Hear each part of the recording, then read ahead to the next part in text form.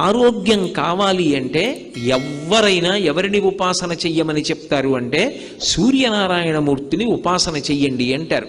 ఇప్పటికీ పిల్లల దగ్గర నుంచి పెద్దల వరకు సూర్య నమస్కారాలు చేస్తారు.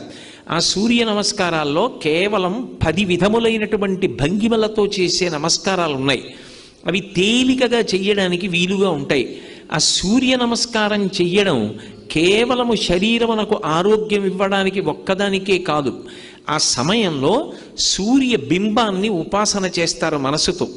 ఆ ఉపాసన చేసిన కారణం చేత దృష్టి నిలబెట్టడం కూడా అలవాటు అవుతుంది. దృష్టిని కేంద్రీకరించడం, ఒక విషయాన్ని పరిశీలిస్తున్నప్పుడు, ఒక విషయాన్ని చదువుతున్నప్పుడు, ఒక విషయాన్ని వ్రాస్తున్నప్పుడు దృష్టిని దాని మీదే కేంద్రీకరించగలిగినటువంటి శక్తి దేని వలన ఉత్పన్నమవుతుంది అంటే కేవలముగా ఆ సూర్య నమస్కారముల యందు